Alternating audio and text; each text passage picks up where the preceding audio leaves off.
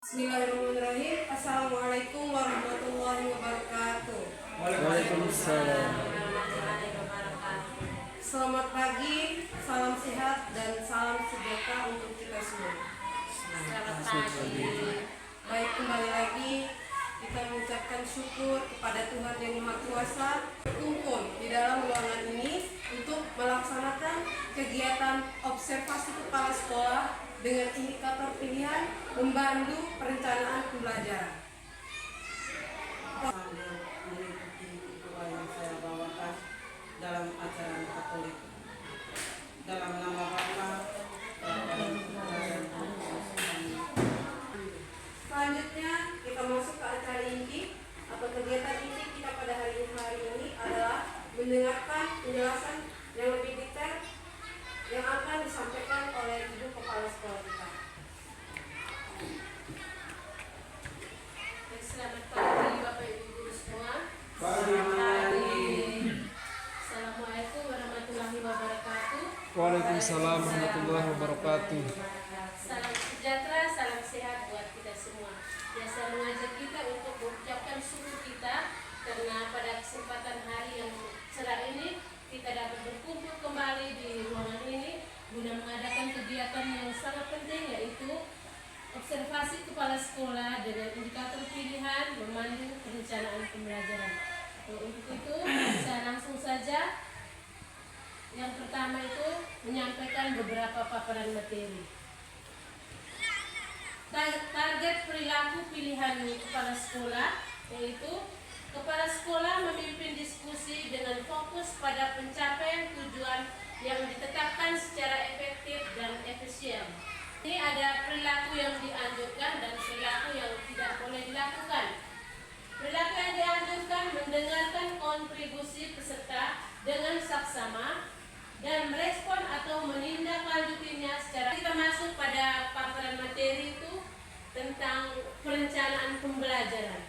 Jadi kita sebagai seorang guru, sebelum melakukan kegiatan pembelajaran, guru harus membuat sebuah perencanaan. Yang namanya di sini perencanaan dalam proses pembelajaran. Ya, sekarang kita akan melihat apa itu perencanaan pembelajaran.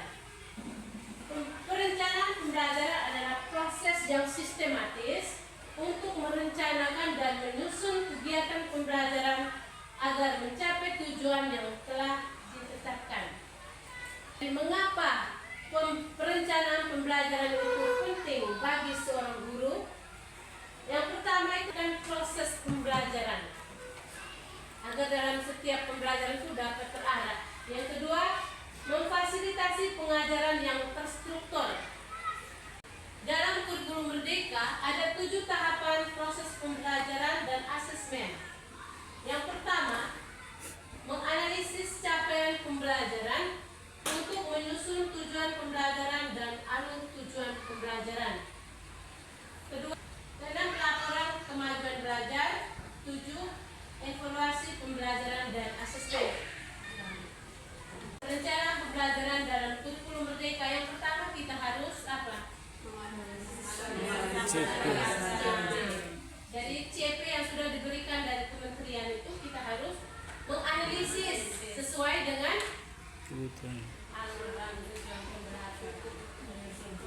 sesuai dengan kebutuhan belajar dan juga gaya belajar peserta didik kita masing-masing.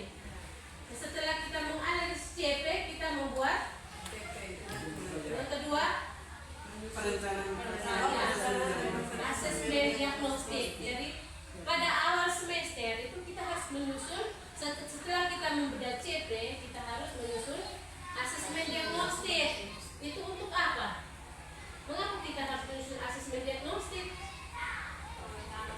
Mengetahui karakter dari masing-masing anak. Ya, kita mengetahui karakteristik, mengetahui gaya belajar peserta didik, supaya kita bisa mengkondisikan di dalam kelas. Yang kedua, metode dan strategi pembelajaran harus sesuai dengan kebutuhan belajar dan kondisi lingkungan belajar kontekstual. Fase A untuk kelas 1, 2, fase B 3, 4, dan fase C 5. Kita di SD itu fase A, B, dan C. Jadi materi-materi itu sesuai dengan fase pada setiap kelas.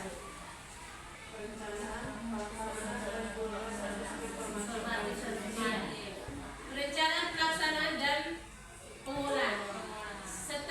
Sebelum melaksanakan asesmen, seorang guru harus membuat perencanaan. Perencanaan dalam hal ini kita menyusun kisi-kisi. Setelah itu kita melaksanakan. Setelah disusun kisi-kisi, kita harus membuat pelaksanaannya. Setelah itu pengolahan.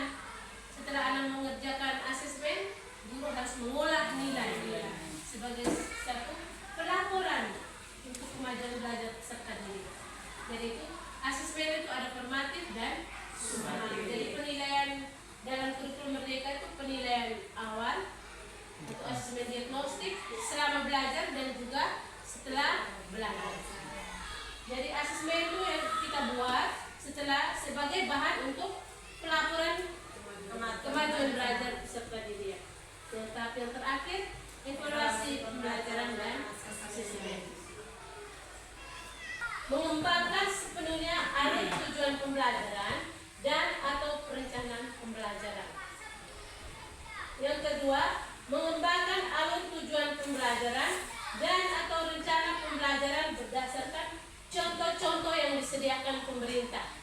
Jadi perencanaan pembelajaran itu sudah ada. Jadi kita sebagai seorang guru kita harus memodifikasi atau mengembangkan sesuai dengan kebutuhan belajar yang kontekstual.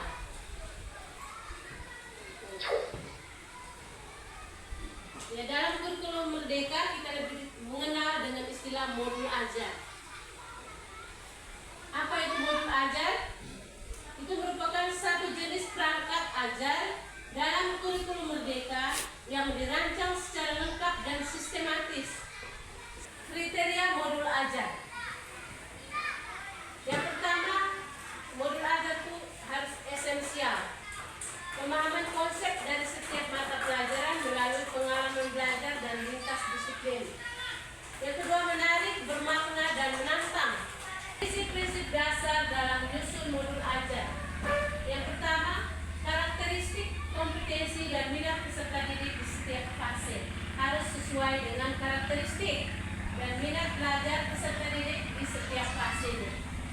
Setelah melakukan kegiatan pembelajaran, guru dapat melakukan evaluasi mengenai efektivitas modul ajar dalam kegiatan pembelajaran sekaligus menentukan tindak lanjut untuk selanjutnya. Misalnya setelah melakukan kegiatan pembelajaran, situ ada refleksi supaya kita dapat mengetahui tingkat keberhasilan modul ajar kita.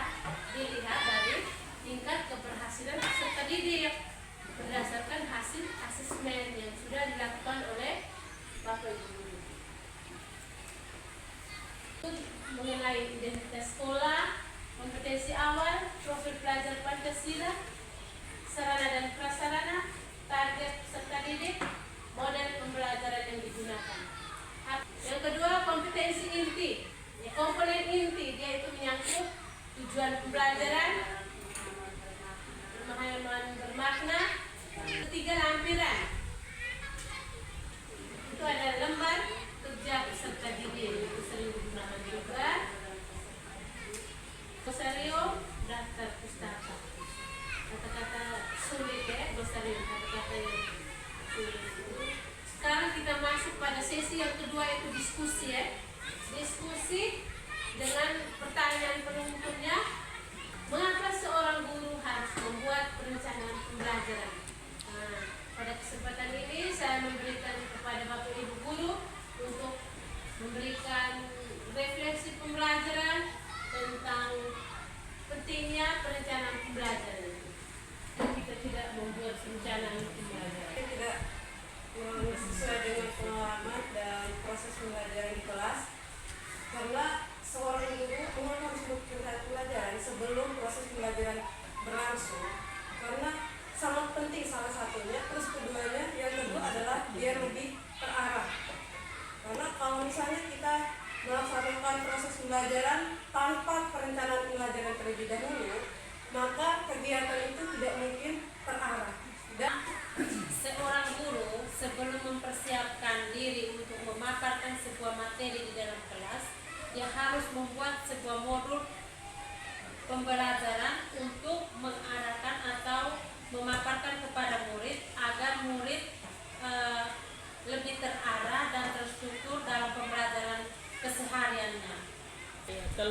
saya seorang guru harus membuat perencanaan pembelajaran itu supaya kita bisa mencapai apa yang kita inginkan dalam pembelajaran itu bisa berhasil. Tanpa perencanaan berarti kita tidak bisa mengukur keberhasilan dari perencanaan. Terima kasih karena kegiatan diskusi kita pada hari ini berjalan dengan baik. Sebelumnya kita membuat sebuah kesimpulan, yaitu perencanaan pembelajaran itu merupakan aspek atau satu hal yang sangat penting dalam proses pembelajaran. Guru yang membuat perencanaan proses pembelajaran sehingga tujuan pembelajaran dapat